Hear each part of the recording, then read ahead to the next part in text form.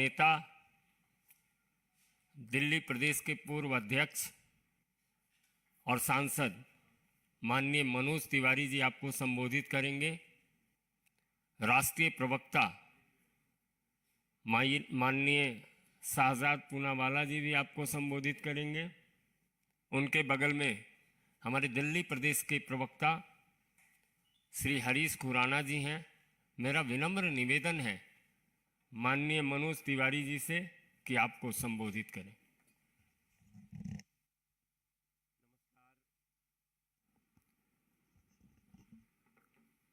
आम आदमी party Arvind Kejriwal gang के भ्रष्टाचार की भूख ऐसी है साथियों, जो खत्म होने का नाम ही नहीं ले रही है। अभी दिल्ली के लोगों को ऐसा प्रतीत होने लगा है कि ये लोग आम आदमी पार्टी के सरकार में न तो खजाना सुरक्षित है और न ही दिल्ली के स्कूलों में पढ़ने वाले बच्चे सुरक्षित हैं। अभी तो शराब घोटाले की जांच चल ही रही है। इसकी कड़ियां जोड़ने में एजेंसीज लगी ही हुई है। ऐसे भ्रष्टाचारियों को सजा मिले, ऐसे भ्रष्टाचारियों को अपने पदों पे न रखा जाए। अभी इसकी लड़ाई तो चल ही रही है। चार्जशीट आनी अभी बाकी ही है। तब तक हमें शिक्षा के विभाग में भी एक बड़े घोटाले का सामने दर्शन हो गया है। जब मैं आपसे बात कर रहा हूं, संजय जी ने जो परिचय दिया, हमारे साथ शाहजाद पूनावाला जी, दिल्ली को और देश को जान करके बहुत दुख होगा कि दिल्ली की स्कूल में पढ़ने वाली एक बच्ची के ऊपर चलता हुआ पंखा गिर गया। नांगलोई की वो बच्ची इस समय अस्पताल में जीवन और मौत से जूझ रही है।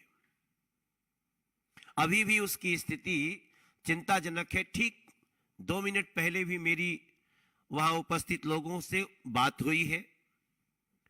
लेकिन सवाल उठता है कि ये पंखा गिर क्यों जाता है? ये गिरने का सिलसिला ऐसा क्यों चल रहा है दिल्ली में? अरविंद केजरीवाल गैंग का चरित्र तो गिर ही रहा है, बच्चों के ऊपर पंखे गिर रहे हैं। अभी तो किसी दिन यह भी समाचार आ सकता है कि स्कूल का आधा हिस्सा ही गिर गया। कई ऐसे स्कूल हैं जो मैं विजिट करके भी आपके सामने खड़ा हूं। सर्वोदय कन्या विद्यालय, मलकागंज का विद्यालय ऐसा ही है, कोई जाकर के देख ले। और ऐसे ऐसे कम से कम 400 विद्यालय हैं जो कभी भी गिर सकते हैं। पंखा क्यों गिर रहा है? अगर इसका छोटा सा हम आपको डिटेल्स दें तो शायद आपको याद आए, हमने एक केस किया है। हरीश खुराना ने, प्रवेश वर्मा ने, नीलकांत बख्शी, ये सब लोग इसमें कंप्लेनेंट है। और हमारी उस कंप्लेन को लोकायुक्त महोदय ने भी माना कि इसमें गड़बड़ी है और चीफ सेक्रेटरी से जांच की रिपोर्ट मांगी गई है। लेकिन आपको याद होगा, हम लोगों को ये आवाज उठाने के कारण हमारे ऊपर मानहानि का मुकदमा दायर कर दिया। मनीष सिसोदिया, जो करप्ट नंबर 1, जिनको दिल्ली में एक्यूज नंबर 1 सब कह रहे हैं। और उसी केस में जब आती है जानकारी की रिपोर्ट दिया जाए, तो रिपोर्ट जो सामने आती है आप सबको चौंका देगी। हमने केस किए थे कि 5 लाख रुपए के कमरे 25 लाख में बन रहे हैं। 5 का 25, ऐसा दिल्ली के लोग सन्न थे। लेकिन जब ये रिपोर्ट आई है तो आप सभी को जान करके दुख होगा कि ये रिपोर्ट कह रही है कि ये 5 का 25 नहीं, ये 5 लाख का 33 लाख है। ये 5 का 33 हो गया है। ये हमारे दिल्ली के विद्यालयों की शिक्षा की व्यवस्था। जो कमरा बन सकता है 5 लाख में, वो इन्होंने बनाया 33 लाख में। और ये हम नहीं कह रहे, ये रिपोर्ट है। इस रिपोर्ट को पढ़ने के बाद कोई भी चौंक जाएगा कि जिस शिक्षा की बात करते हैं उसका देखिए स्थिति क्या है। आप जान के हैरान रह जाएंगे कि इन लोगों ने नंबर ऑफ रूम्स बढ़ाने के लिए, उस लूट को बढ़ाने के लिए टॉयलेट को भी कमरों का नाम दे दिया। मैं समझता हूं दिल्ली नहीं, पूरे दुनिया में यह अनोखी लूट हुई होगी जहां कमरे बनाने में 5 का 33 तो हो रहा है, लेकिन टॉयलेट को भी कमरा में गिन लिया गया। यह रिपोर्ट कह रही है इन 194 schools 1214 toilets were constructed. Toilets were counted and projected as classrooms by Delhi government. भ्रष्टाचार की ऐसी भूख, मैं समझता हूं यही कारण है जहां आज एक बच्ची जीवन मौत से जूझ रही है, चलता हुआ पंखा गिर जा रहा है। अगर इस देश में, दिल्ली में कोई भी सुनेगा दिल्ली के स्कूल में बच्चे पढ़ रहे होते हैं तो पंखा गिर जाता है, उस अभिभावक की स्थिति क्या होगी? दिल्ली सरकार में स्कूल में पढ़ाने वाले अभिभावकों की स्थिति क्या होगी? और यह पहली बार नहीं हुआ है, यह पहले भी कई बार हुआ है, लेकिन उसके बाद भी बड़े बेशर्मी से इसको सर्वश्रेष्ठ ऐसे लोगों को पुरस्कृत करने की बात करते हैं लोग। आपको जान के दुख होगा, अभी तो शुक्र है बेटी की जान अभी लगता है कि बच सकती है, मगर इसके ऊपर उनका जवाब नहीं आएगा। मनीष सिसोदिया, अरविंद केजरीवाल गैंग का जवाब इस पे नहीं आएगा। आपको जानकर के हैरानी होगी कि ये सेमी परमानेंट स्ट्रक्चर बनाते हैं स्कूलों में, जिसके कारण पंखे गिरते हैं। अब सवाल उठता है, what is semi permanent structure? Semi permanent structure का मतलब होता है कड़ी कुंडी की छत, जो बहुत ही मजबूरी में बनाई जाती है, बहुत शॉर्ट टर्म के लिए बनाई जाती है। दिल्ली के इतने लाखों बच्चों के साथ ऐसा खिलवाड़ क्यों?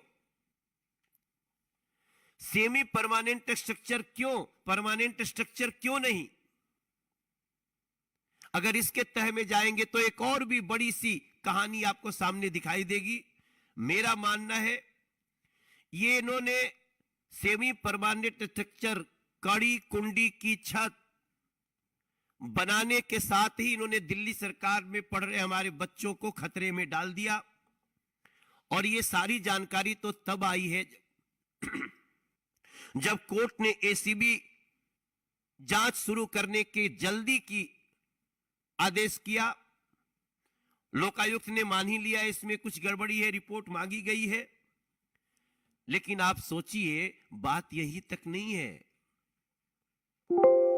जिस दिल्ली सरकार के स्कूलों में मात्र 350 स्कूलों में ही साइंस पढ़ने की व्यवस्था है, बाकी 1024 के स्कूलों में साइंस पढ़ने की व्यवस्था ही नहीं। यहां कोई रमन नहीं निकल सकता, यहां कोई वैज्ञानिक नहीं निकल सकता। और उस शिक्षा व्यवस्था की तारीफ करते ये थकेंगे नहीं। हमारी आवाज को आप मानहानि लाकर चाहे जितना भी रोकने की कोशिश करो, अरविंद केजरीवाल, मनीष सिसोदिया, लेकिन आपको यह जवाब देना होगा कि दिल्ली सरकार ने 5 लाख का कमरा 33 लाख में कैसे बनाया, टॉयलेट्स को भी कमरा क्यों गिना, और आज बेटियां, बच्चे असुरक्षित क्यों हैं, स्कूलों में पंखे क्यों गिर रहे हैं, इसका भी जवाब आपको देना होगा। मुझे लगता है कि इस बात को उठाने के बाद निश्चित रूप से आम आदमी पार्टी इसका जवाब देगी, लेकिन जवाब इसी मुद्दे पे देना चाहिए। इसको भी डाइवर्ट करने की कोशिश मत करना, शराब घोटाले के प्रश्नों की तरह। आपको इसका जवाब देना होगा, क्योंकि इसका जवाब मात्र मनोज तिवारी या शहजाद पूनावाला, संजय मयूख नहीं चाहते, इसका जवाब दिल्ली की जनता चाहती है। मेरा आग्रह है माननीय शहजाद पूनावाला जी से कि आपको संबोधित करें। बहुत बहुत शुक्रिया संजय जी। अभी विस्तृत रूप से पूर्व दिल्ली भारतीय जनता पार्टी के अध्यक्ष और हमारे सांसद मनोज तिवारी जी ने शिक्षा घोटाले की, क्लासरूम घोटाले की बात रखी है। 1 पे 1 फ्री से 5 का 33, ये मॉडल है। और मॉडल क्या है? भ्रष्टाचार के ठेकेदार कहे भ्रष्टाचार मेरा शिष्टाचार, कोई इंक्वायरी हो जाए, कोई जांच हो जाए तो चिल्लाए ये अत्याचार अत्याचार, और फिर असेंबली में बैठकर करे ड्रामा और दुराचार। देखिए मित्रों, आज सवाल सिर्फ इतना पैदा होता है, आपने देखा होगा परसों नोएडा में 2 टावर, ट्विन टावर ध्वस्त किए गए, पर दिल्ली की जनता पूछ रही है कि दिल्ली का जो ट्विन टावर ऑफ करप्शन है, एक टावर है शिक्षा घोटाले का और दूसरा टावर है शराब घोटाले का, और इस दोनों टावर का जो बिल्डर है मनीष सिसोदिया। देखिए कितनी विडंबना की बात है कि दुनिया में एक लौता ऐसा केस होगा जहां पर शिक्षा मंत्रालय और शराब मंत्रालय दोनों एक ही बिल्डर, एक ही व्यक्ति के हाथ में, और इस मंत्री ने दोनों ही tower of corruption, twin tower of corruption खड़ी कर दी। एक शराब घोटाले की टावर ऑफ करप्शन, दूसरी शिक्षा घोटाले की टावर ऑफ करप्शन। और जनता पूछ रही है कि केजरीवाल जी ऐसी क्या मजबूरी है आपकी कि ये 2 twin tower of corruption of Delhi के ट्विन टावर ऑफ करप्शन को ध्वस्त करने में, या कम से कम उनका इस्तीफा लेने में आप इतना कतरा क्यों रहे हैं? मॉडल तो ये भी बन गया है कि मांगा जनता ने पाठशाला, दिया केजरीवाल ने मधुशाला।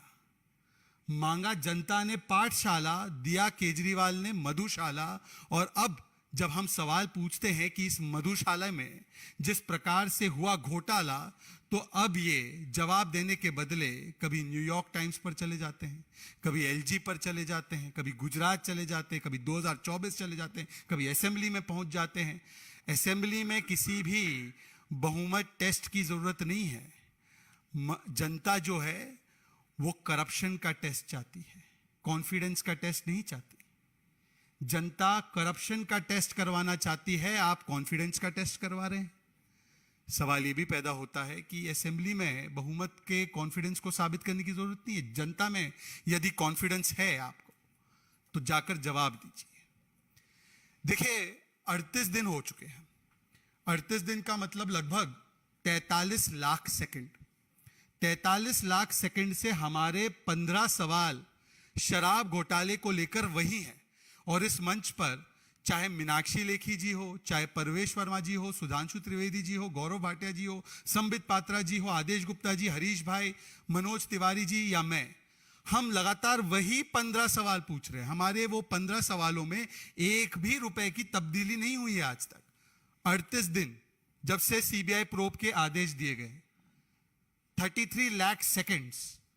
परंतु आपने देखा होगा कि इन 38 दिनों में अरविंद केजरीवाल और आम आदमी पार्टी हर रोज एक नए मुद्दे को उठाती है और गोल पोस्ट शिफ्ट करने की कोशिश करती है, और भरसक प्रयास उसका यही रहता है कि हमसे शराब घोटाले पर या शिक्षा घोटाले पर सवाल कतई ना पूछे जाए। इसलिए मैं वो सवाल बहुत संक्षेप में आपके सामने फिर से दोहराना चाहता हूं, और उम्मीद करता हूं कि अरविंद केजरीवाल जी अगर बोलेंगे, मनीष सिसोदिया अगर बोलेंगे, तो इस मुद्दे पर बोलेंगे, ना कि उधर उधर की बातें करेंगे।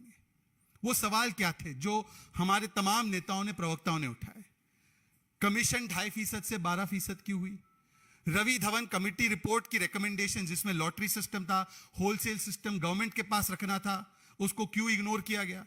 अगर ये पॉलिसी इतनी ही बढ़िया थी, इतनी अच्छी थी, वर्ल्ड्स बेस्ट लिकर पॉलिसी थी, शराब पॉलिसी इससे बेहतर हो नहीं सकती थी, तो वापस क्यों लिया? मतलब कि आपने माना इसमें घोटाला था। ऑपरेशनल पीरियड जो था लाइसेंसेस का, उसको मनीष सिसोदिया ने क्यों और किस आधार पर बढ़ाने का काम किया? 50 रुपए प्रति क्रेट का डिस्काउंट इंपोर्टेड लिकर पर क्यों दिया गया, वो भी वायलेशन करके, नॉर्म्स के, रूल्स के? क्यों 144 करोड़ का वेवर कोरोना के नाम पर दिया गया? और बच्चों की फीस बढ़ा रहे थे, दिल्ली में स्कूल के गरीब बच्चों की फीस बढ़ा रहे थे, पर दरिया दिली दारू वालों के लिए, ठेकों वालों के लिए, कि उनके लिए वेवर दे रहे थे, और वो भी कानून तोड़कर। वेवर देना एक विषय है, कानून तोड़कर वेवर दिया जा रहा था। वो क्यों दिया जा रहा था? 30 करोड़ की एमडी किस प्रकार से रिफंड की गई? किस प्रकार से ब्लैक लिस्टेड कंपनी को आने दिया गया रिटेल में, किस प्रकार से होलसेल जो कंपनीज थी, जिसको मैन्युफैक्चरिंग कंपनीज थी, उसको आने दिया गया, जो कि वायलेशन था एक्साइज पॉलिसी का। और इसी मंच से सुधांशु त्रिवेदी जी, हरीश खुराना जी और परवेश वर्मा जी ने तो वो शोकॉज नोटिस भी दिखाई। वो शोकॉज नोटिस थी जो कि एक ब्लैक लिस्टेड कंपनी को दी गई थी, 2021 अक्टूबर में दी गई थी, कि इस कंपनी ने वायलेशन किया है। इसके ऊपर आज तक क्या कार्रवाई की excise department of Manish Sisodia ने? कोई कार्रवाई नहीं की, क्योंकि पंजाब के लिए उनको वहां से आ रहा था इनकमिंग, पंजाब चुनाव के लिए इनकमिंग शराब माफिया से आ रहा था। तो अपनी ही सरकार के द्वारा दिए गए नोटिस पर कोई कार्रवाई नहीं की। एक आंकड़ा आपको मैं बताना चाहता हूं, बार बार मनोज तिवारी जी ने बताया है कि दारू की सेल तो भरपूर बढ़ी, 70-80% विस्की वाइन सबकी सेल बढ़ी, सरकारी खजाने में सेंध लगी। और किस प्रकार से सेंध लगी, आप ही के मीडिया वालों ने इसको एनालाइज करके बताया है। अगर 750 ml की बोतल हो, और इन चीजों में आम आदमी पार्टी ज्यादा समझती भी होंगी इन चीजों को, 750 ml की बोतल हो जिसकी कॉस्ट 550 रुपए की हो, तो इसमें ओल्ड पॉलिसी के तहत ठेके वाले को 33 रुपए मिल रहे थे और सरकारी खजाने में 330 रुपए आ रहे थे। ठेके वाले को 33 रुपए, सरकारी खजाने में 330 रुपए। चलिए, कम से कम सरकारी खजाने में आता है तो गरीबों के लिए खर्च किया जा सकता है। और जो नई पॉलिसी लाई केजरीवाल जी एंड कंपनी ने, और वो केजरीवाल जी एंड कंपनी ने ऐसी पॉलिसी लाई कि ठेके वाले को 33 रुपए के बदले 363 रुपए मिलने लगे। 1000 गुना का मुनाफा, 1000 गुना का सुपर प्रॉफिट मिला। और सरकार को 330 रुपए 750 ml की बोतल पे मिलते थे, उसको मात्र 8 रुपए।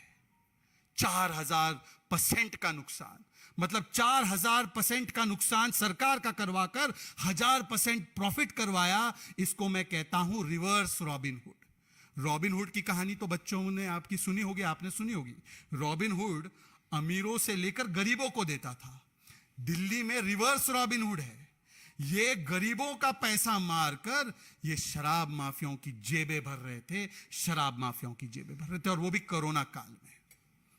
देखिए, मैं इसीलिए कह रहा हूं कि ये जो ट्विन टावर्स ऑफ करप्शन है दिल्ली में, इसमें हर रोज एक नया फ्लोर बढ़ते जाता है। भारत रत्न मिले ना मिले, भ्रष्टाचार का रत्न मिलना तय है। जिस प्रकार से एक के बाद एक नया तल भ्रष्टाचार का बनाया जाता है इनके द्वारा। अभी अभी इन्होंने वर्णन किया है कि शिक्षा घोटाला कैसा हुआ। मैं बस इसमें एक ही चीज जोड़ना चाहता हूं। ये उस बेटी की तस्वीर है, ये बेटी है जिसके ऊपर वो पंखा गिरा है, जिसके बारे में अभी आदरणीय मनोज जी जिक्र कर रहे थे। अभी तो उन स्कूल में जाना खतरे से कम नहीं है। खतरों के खिलाड़ी है तो दिल्ली की सरकारी स्कूल के कमरे में घुसिएगा, क्योंकि यह सेमी परमानेंट स्ट्रक्चर पूरे के पूरे करप्शन के सीमेंट से बनाया गया है। इसीलिए कॉस्ट ऑफ कंस्ट्रक्शन 5 लाख से बढ़कर 33 लाख। और देखिए कितना भद्दा मजाक किया जाता है। टॉयलेट को क्लासरूम बताते हैं। हम इनसे पूछते थे डिबेट में, बार बार डिबेट में हम पूछते थे, हरीश भाई मैं, कि 500 नए स्कूल का था वादा, 850 ठेके तो आपने खुलवाने का प्लान बनवा दिया। जरा ये बताइए कि स्कूल कहां है नए? कहां है ये स्कूल जहां पर प्रिंसिपल है, ग्राउंड है, साइंस कॉमर्स सिखाते हैं, जहां पर ईडब्ल्यूएस को सीट देते हैं? कहां है ये स्कूल जहां पर 40,000 से ज्यादा टीचर के पोजीशन वेकेंट है, 22,000 गेस्ट टीचर नहीं है? कहां है ये स्कूल? दिखाइए तो, एक तो स्कूल दिखाइए। तो ये बताते थे हमने क्लासरूम बना दिए, हमने क्लासरूम बना दिए। ये क्लासरूम क्यों बना रहे थे ये भी समझ में आ रहा है, परंतु अब पता चल रहा है सीवीसी की रिपोर्ट से कि टॉयलेट को क्लासरूम बना रहे, टॉयलेट को क्लासरूम बता रहे। इसीलिए देखिए, मैंने 2 तस्वीर इंटरनेट से निकाली है, ये जरा दिखाइएगा केजरीवाल जी को। इसको क्लासरूम कहते हैं। This is classroom. क्लासरूम में ब्लैक बोर्ड होता है, क्लासरूम में बेंच होती है, क्लासरूम में स्टूडेंट बैठते हैं, वहां पर उसको मंदिर कहते हैं हम लोग, उधर शिक्षा दी जाती है। ये क्लासरूम है, जरा दिखा दीजिएगा ये classroom. This is how classroom looks. और ये है टॉयलेट। टॉयलेट में जो है दरवाजा होता है, टॉयलेट सीट होती है, फ्लोर होती है, मग्गा होता है, ये सारी चीजें होती है। तो क्लासरूम और टॉयलेट अलग अलग होते हैं। कृपया करके टॉयलेट को क्लासरूम गिनाकर अपनी उपलब्धि ना दिखाएं। अगर ऐसी ही वर्ल्ड क्लास एजुकेशन मॉडल है जहां पर टॉयलेट को क्लासरूम बताया जा रहा है तो भगवान बचाए हमारे बच्चों को। परंतु आज सवाल सिर्फ इतना है कि मत कहो अत्याचार अत्याचार, मत करो असेंबली में ड्रामा और दुराचार, और ये बताओ कि क्यों किया शराब और शिक्षा में इतना व्यापक भ्रष्टाचार। मित्रों, अब आप प्रश्न पूछ सकते हैं। अरुण धाम, सीएम। मनोज जी, परसों मनीष सिसोदिया ने प्रेस कॉन्फ्रेंस की थी, दोनों चीज़ों पे उन्होंने साइंस पॉलिसी पे भी और एजुकेशन पे जो आप लोग बात उठा रहे हैं, उन्होंने कहा था कि 14 घंटे तक मेरे घर पे रही, पर इतने दिन हो गए अभी तक कुछ पता नहीं चला मेरे घर से क्या निकला। दूसरा उन्होंने कहा कि भारत सरकार ने 72,000 सरकारी स्कूल बंद कर दिए और वो प्राइवेट स्कूल्स को प्रमोट कर रहे हैं।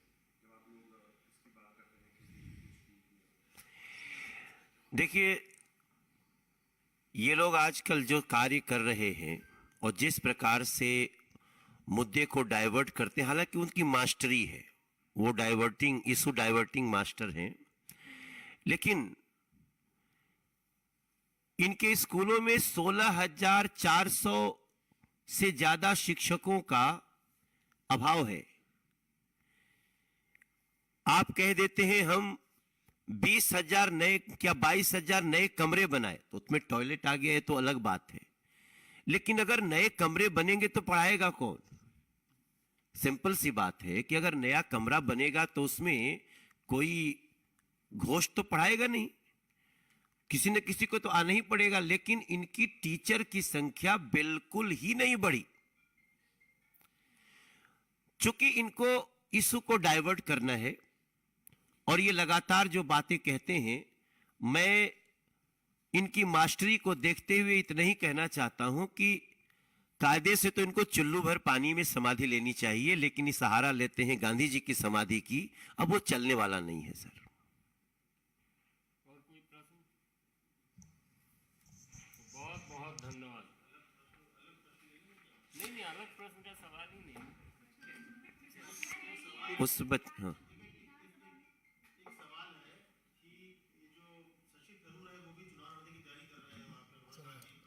चलिए।